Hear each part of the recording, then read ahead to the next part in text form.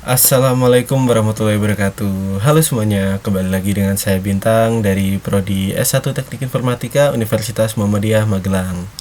Ya, jadi di pertemuan kali ini saya akan sedikit membahas mengenai preview dari proyek saya menggunakan Flutter, di mana ini merupakan tugas dari mata kuliah pemrograman mobile di semester 5 ini. Jadi, mari kita bahas. Oke, jadi di sini saya menggunakan handphone fisik untuk mensimulasikan dari project Flutter ini ya. Nah, di sini ada login page, halaman login yang merupakan halaman pertama yang akan diakses oleh pengguna ketika menggunakan aplikasi yang saya buat ini. Jadi di login page ini belum ada logika rumit seperti logika untuk login dan terhubung dengan database. Di sini saya masih menggunakan stateless widget. Jadi stateless widget ini merupakan metode widget statis di mana kontennya tidak bisa diubah-ubah atau tidak bisa dinamis gitu. Nah, di sini jika saya mengisikan dengan username apapun, ini tidak akan terpengaruh ya, bahkan password apapun tidak akan terpengaruh baik itu saat login ataupun register. Lalu kita akan coba melihat di halaman register ini seperti apa. Jadi di register page ini kurang lebih hampir sama dengan halaman login. Perbedaannya di sini dia hanya menambahkan satu field tambahan untuk nama lengkap. Nah, kalau kita kosongkan dan kita klik daftar saja, dia tetap kembali ke halaman login karena di halaman register ini sama sekali tidak ada logika untuk pendaftaran juga, sama seperti main.dart tadi. Nah, di sini mari kita bedah sedikit-sedikit. Di sini saya menggunakan stateless widget, yaitu widget statis dari framework Flutter. Di sini kelasnya bernama register. Nah, dan di sini terdapat app bar title. Title ini adalah judul dari halaman tersebut. Misal kita klik register di sini, nah nanti akan sesuai register page seperti ini. Nah, lalu ada body container, yaitu kontainer yang menampung field-field ini, nama lengkap, username, password. Nah, di sini ada satu text form field bernama nama lengkap. Di sini label teksnya bernama nama lengkap. Lalu kemudian yang kedua text form fieldnya ada username.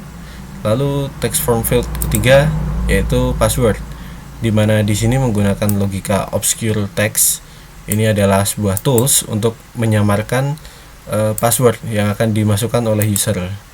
Lalu di bawahnya ada elevated button atau tombol yang mengambang istilahnya, yang akan mengarahkan pengguna ke halaman login page. Jadi logikanya hanya untuk mengembalikan pengguna ke halaman sebelumnya, bukan untuk benar-benar mendaftar dan terhubung langsung dengan database. Oke, mari kita coba klik login di sini, tidak perlu mengisi apapun.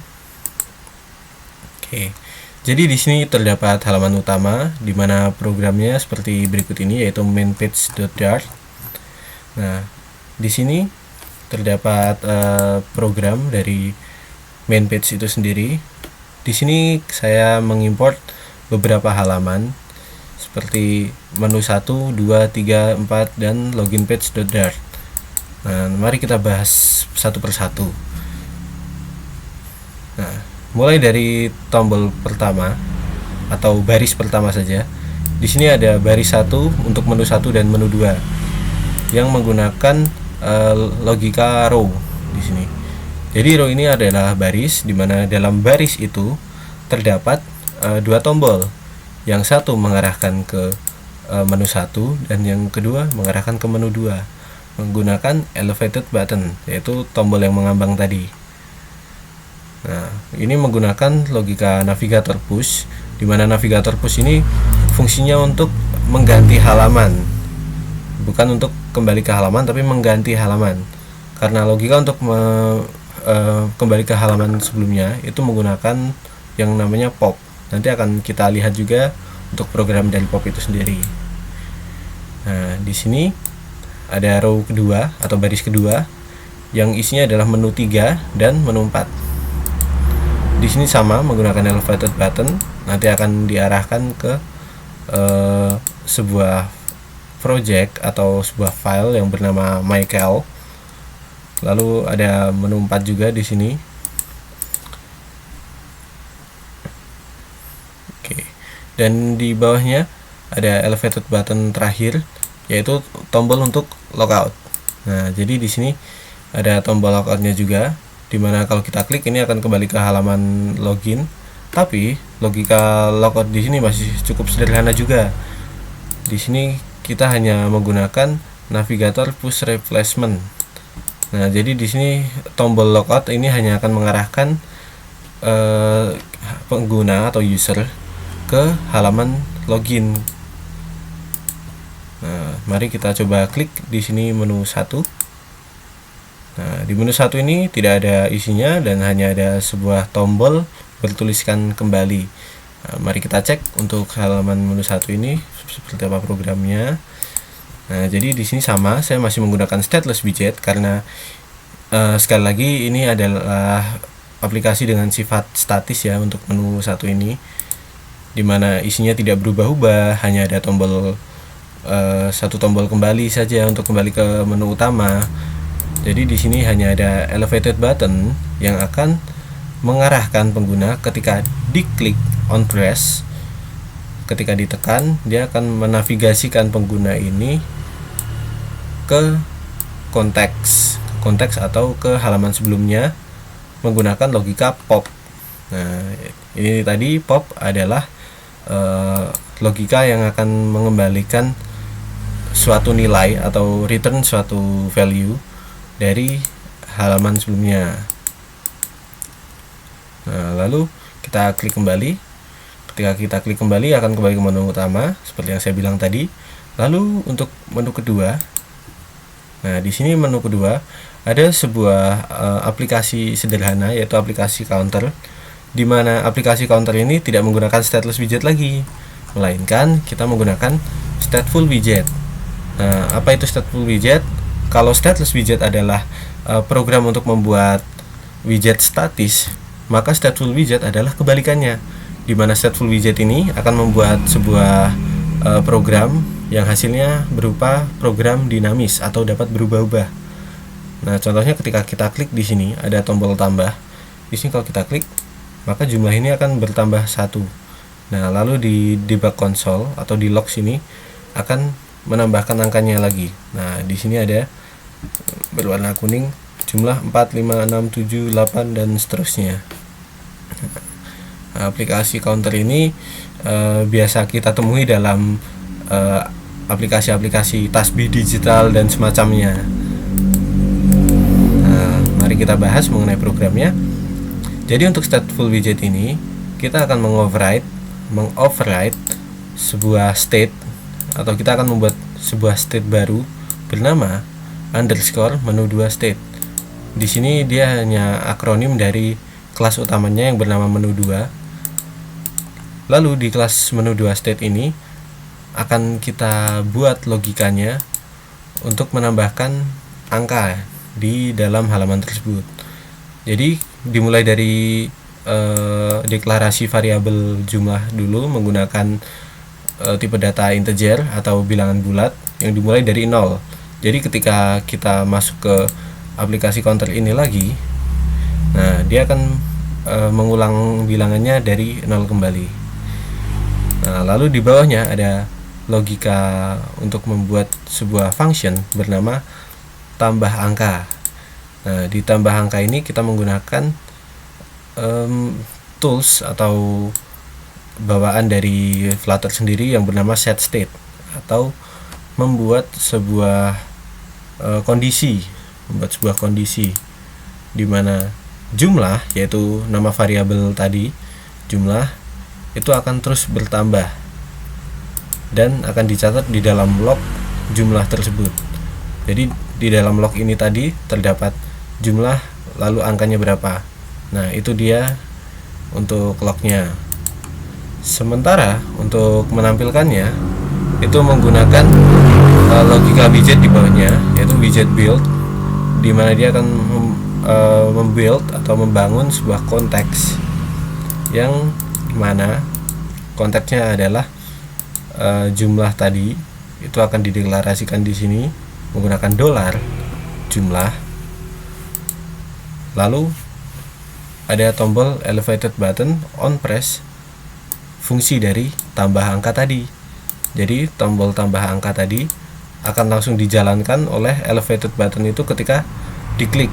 Jadi dalam satu kali klik akan menjalankan perintah sejumlah 4 baris ini. Oke. Jadi logikanya sebenarnya cukup sederhana. Memang untuk programnya saja terlihat cukup panjang, tapi sebenarnya logikanya tidak sesulit yang kita bayangkan. Lalu untuk menu ketiga, di sini saya membuat sebuah aplikasi kalkulator. Ya, untuk menu ketiga ini saya membuat aplikasi kalkulator yang saya deklarasikan kelasnya bernama MyCal atau MyCalculator. Logikanya masih sama seperti dengan menu 2 tadi, yaitu aplikasi counter. Bedanya di sini nilai atau variabel yang kita deklarasikan di sini terhitung cukup banyak, di mana ada text display atau teks yang ditampilkan di sini. Lalu ada cal 1, hitung 1, hitung 2, operator math dan lain-lain. Nah, di sini logikanya cukup banyak, di mana saya masih menggunakan logika if else atau true false di sini. Di sini jika dalam kalkulator ini saya menekan C di sini, maka teks yang akan ditampilkan itu adalah 0, lalu perhitungannya juga dikosongkan, operator matematikanya juga dikosongkan, hitung 1, hitung 2 atau variabel yang menampung bilangan itu akan dibuat 0 juga. Jadi tidak ada perhitungan apapun di dalamnya ketika saya menekan C atau clear.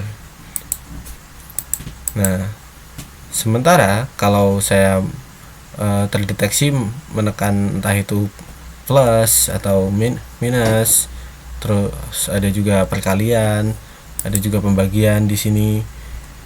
Nah, itu jika kalkulator tidak kosong, maka operator matematika akan bernilai sama dengan cal atau operasi aritmatikanya tadi. Lalu untuk teks yang ditampilkan akan menggunakan cals atau angka terakhir yang ditambahkan dengan operator matematika, seperti contohnya seperti saat ini saya menekan C untuk membersihkan semua operasi matematika, perhitungan atau apapun itu. Lalu jika saya klik salah satu operasi bilangan di sini, nah, dia hanya akan menambahkan operasi bilangannya ke dalam sistem, namun di balik layar tidak akan ditampilkan sama sekali. Tapi operasi bilangan terakhir yang kita klik akan tersimpan di dalam sistem tersebut. Jadi ketika kita memasukkan bilangan lain nantinya, itu akan langsung dihitung menggunakan operasi aritmatik yang terakhir kali kita klik. Nah, logikanya sama seperti dalam pembuatan kalkulator sederhana menggunakan bahasa pemrograman apapun itu, baik itu Java, menggunakan JavaScript atau menggunakan Python, itu sama saja. Nah, di sini untuk styling mungkin tidak perlu saya jelaskan lagi, karena styling di sini hanya menggunakan elevated button seperti halaman-halaman sebelumnya. Kemudian di menu terakhir yaitu menu 4, di sini saya hanya membuat bentuk sederhana dari kalkulator tadi, di mana di sini tidak ada operasi bilangan, hanya ada numpad atau numerical pad untuk menampilkan bilangan-bilangan yang saya klik. Jadi di sini ketika saya klik 1, maka nilai yang ditampilkan akan 1. Lalu jika saya klik 2, dia berubah juga menjadi 2. Lalu jika saya klik 3, akan berubah menjadi 3 dan seterusnya. Nah, di sini logikanya jauh lebih sederhana dibandingkan dengan kalkulator, di mana logikanya hanya berada di void angka baru ini. Jadi ketika ketika saya klik salah satu angka di sini, maka tampil angka atau variabel tampil angka yang dideklarasikan menggunakan tipe data string yang tadinya bernilai 0 akan diperbarui dengan teks baru yang saya klik dengan tombol-tombol elevated button ini. Di sini ada fungsi teks ya. Fungsi teks tampil angka. Nanti dia akan memperbarui angka-angkanya menggunakan angka baru di sini. Nah, di sini ada banyak angka baru. Jadi angkanya akan terus diperbarui sesuai dengan apa yang saya klik saat ini gitu, atau yang saya klik terakhir kali. Nah, mungkin hanya itu saja untuk preview dari aplikasi ini. Seperti biasa, jika teman-teman ingin belajar mengenai program ini lebih dalam, mohon maaf mungkin saya penjelasnya kurang bisa dipahami atau mungkin kurang tepat juga. Nah, untuk nantinya saya akan share program ini ke link GitHub saya, yang tentunya akan saya masukkan ke kolom deskripsi juga. Nanti teman-teman bisa mengakses dari kolom deskripsi itu, bisa teman-teman download, lalu bisa teman-teman kulik sendiri dan bisa bereksperimen di dalamnya, akan membuat aplikasi semacam apa atau ingin mempelajari aplikasi yang sudah ada, itu sangat diperbolehkan dan itu malah sangat bagus untuk perkembangan skill teman-teman juga. Jadi mungkin sekian saja dari saya. Sekali lagi mohon maaf apabila penjelasan saya dirasa masih kurang. Untuk kurang lebihnya saya mohon maaf. Saya akhiri. Assalamualaikum warahmatullahi wabarakatuh.